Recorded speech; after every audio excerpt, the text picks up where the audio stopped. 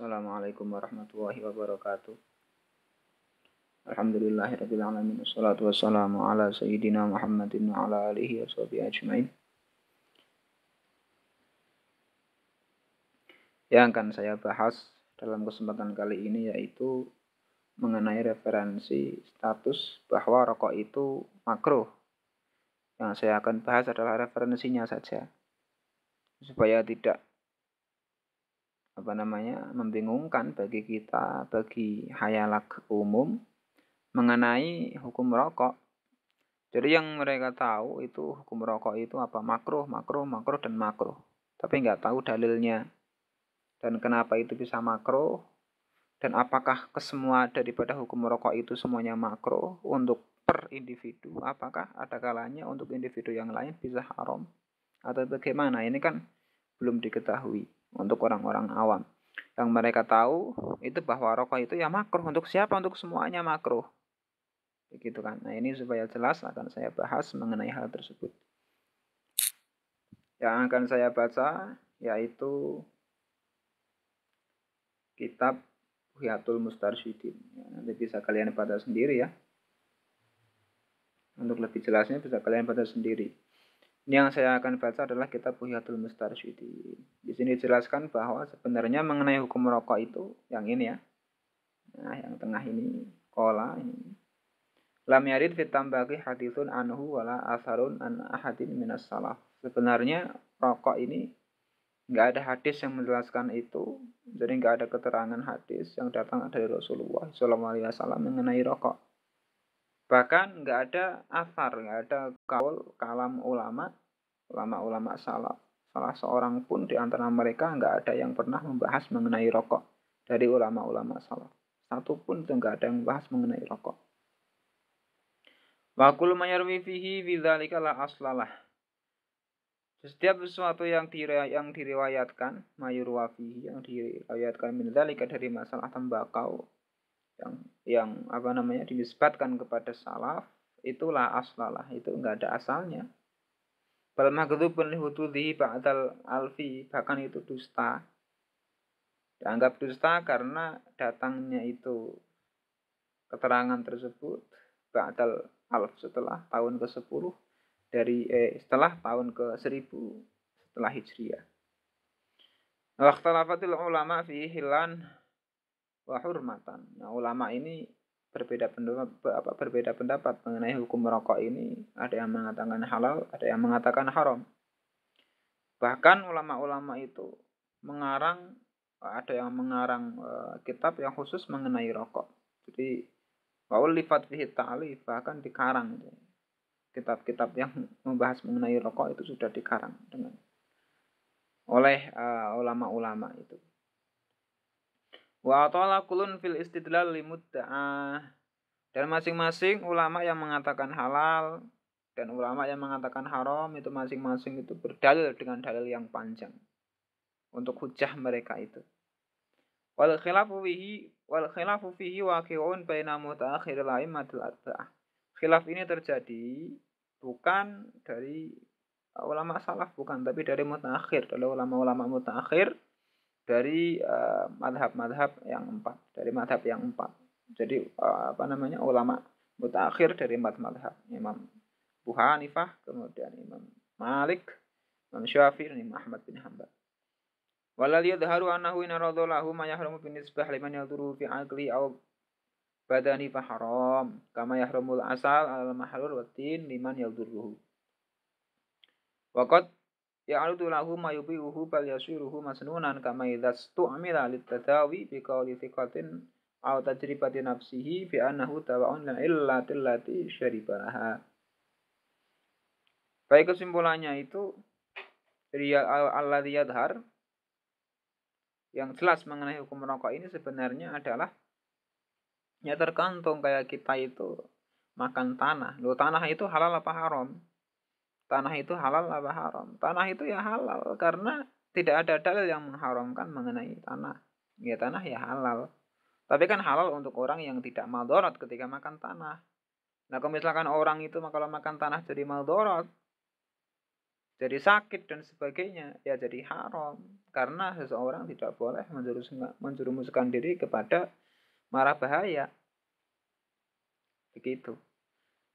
Ya sebagaimana misalkan madu misalkan. Minum madu itu ya mubah, halal. Tapi ketika misalkan kita dihadapkan dengan seorang yang berpenyakit, yang kalau seandainya itu minum madu justru parah, ya berarti nggak boleh, haram untuk dia. Haramnya bukan dari segi madunya, tapi dari segi membahayakan diri kita sendiri.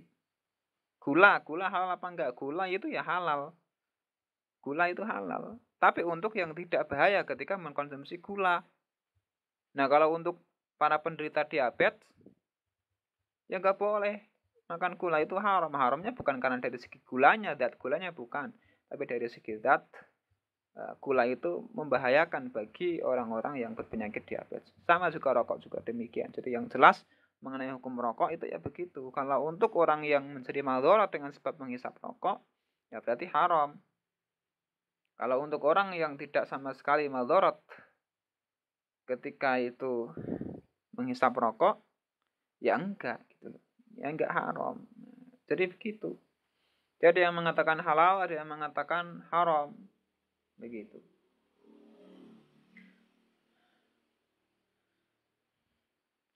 Wahai itu nah ini. Wahai itu khola antil kal amarit fahuwa makruh. Nah kalau ketika ini bedanya dengan hukum gula tadi, ya.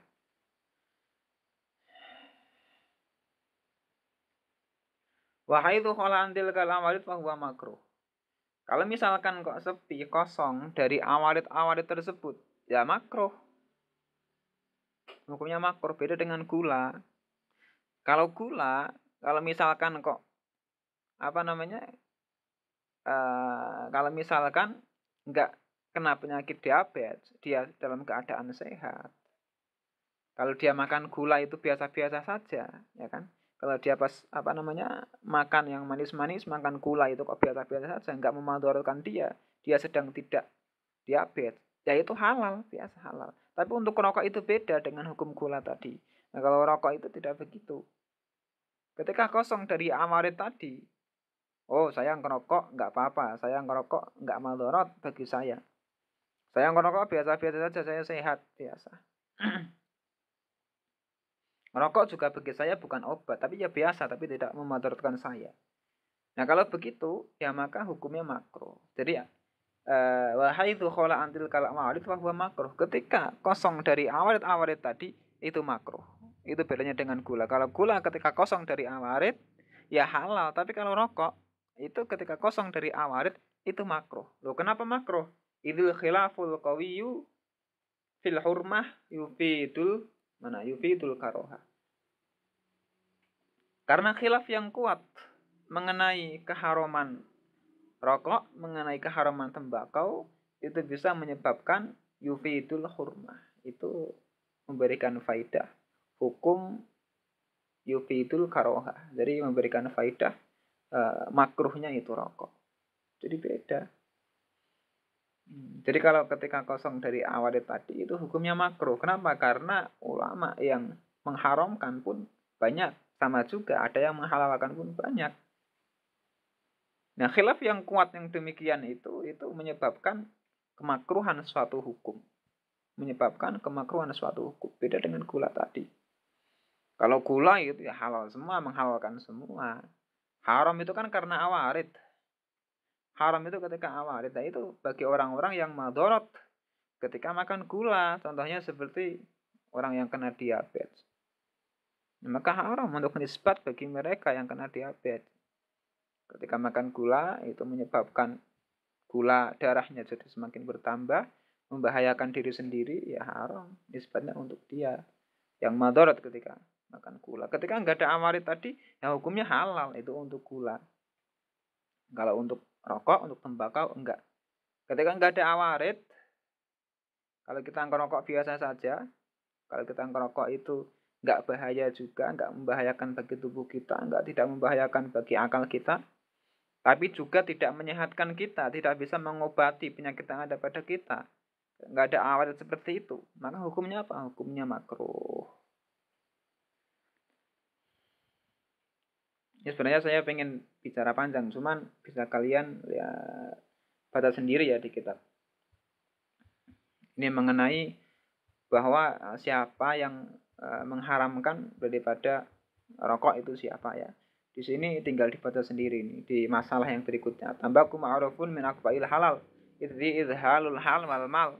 Wala yakhtaru istimaluhu aklan wala sumutan. Aklan au sumutan au syurban lidukhanihi dhu muru'atin minar rijal.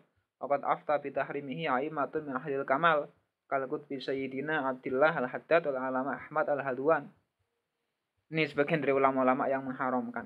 Jadi kata, pokoknya secara intinya tembakau ini ya min akbahil halal, kata pengarang dari kitab ini ya, Buyatul Mustarsyidin. Tinggal dibaca sendiri. Ini termasuk min akbahil halal, daripada halal tapi yang terjelek. Dari halal tapi yang terjelek.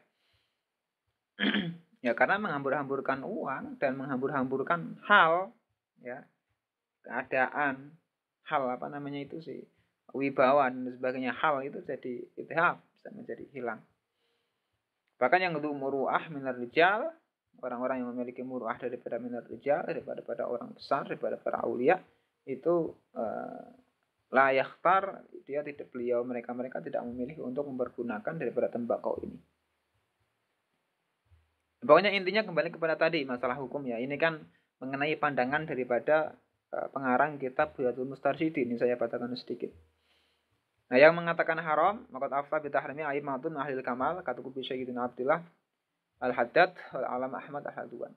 Ini sebagian dari yang mengharamkan ini adalah ulama kita, ya panutan kita Al-Qutb Sayyiduna Abdullah bin Alawi al-Haddad. Ini beliau mengharamkan, juga al-alama Ahmad al-Hadwan. Ya, seperti itu. Ini mengenai keterangan ke bawahnya bisa kalian baca sendiri, karena saya hanya ingin menjelaskan mengenai referensi masalah hakikat daripada hukum rokok. Ini sudah saya jelaskan. Kemudian mengenai pandangan daripada pengarang kitab Buhyah, ini ada di alinea berikutnya di sini nih, sampai banyak. Kecenderungan daripada beliau pengarang kitab Buhyah ini ada di sini di alinea berikut. Ini tidak akan saya baca.